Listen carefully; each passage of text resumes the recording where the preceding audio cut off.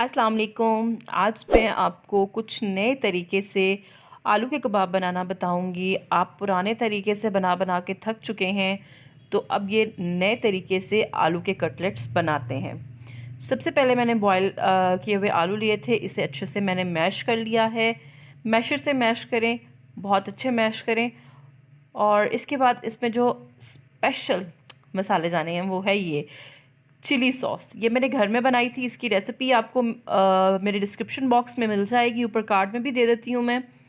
Mayonnaise 1 चम्मच डाल रही हूँ और मैंने बॉयल्ड चिकन को सिल पर पीसा था। नमक, लाल कुटी हुई मिर्च डाल रही हूँ, धनिया पाउडर, और इसके साथ थोड़ा सा इसमें डालेंगे गरम मसाला पाउडर, काली मिर्च, और इसे मिक्स करेंगे। अच्छा, अब जब हम सिल पर चिकन को पीसते हैं और उसे आलू में शामिल करते हैं ना, तो हर जगह टेस्ट आता है।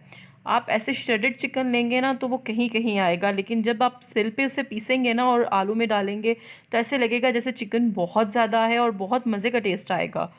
हरी मिर्च थोड़ी सी डाली है, थोड़ा सा फ्रेश जो था धनिया वो डाला है।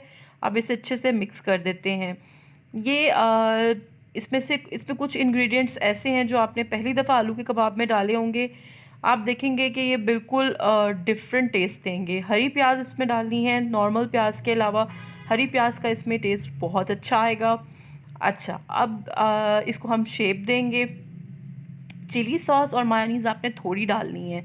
इसमें आप ऑप्शनल है, मस्टर्ड पेस्ट भी डाल सकते हैं। अब ऑयल लगाकर हाथों पर तो इसका फ़ाइन सा हम कबाब बनाएंगे। ये देखिए कितने ज़बरदस्त बने हैं, बिल्कुल नरम नहीं, बड़े अच्छे से कबाब बने हैं।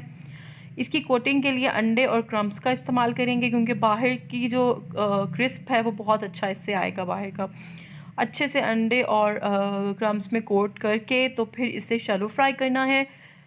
और आप देखेंगे कि इसमें जो चिली सॉस और मायोनीज़ है, ये जो अंदर से इसका टेस्ट आएगा ना वो बहुत डिफरेंट सा होगा। तो अपने इफ़्तार में, रमज़ान में आप ये कबाब ज़रूर ट्राई कीजिएगा और मुझे कमेंट्स में ज़रूर बताइएगा। अगर आप पहली दफ़ा मेरे चैनल पर आए हैं तो मेरी वीडियो को लाइक करने के साथ साथ मेरे चैनल को सब्सक्राइब भी ज़रूर कीजिएगा और बेल को भी ज़रूर प्रेस कीजिएगा। अल्लाह हाफ़िज़।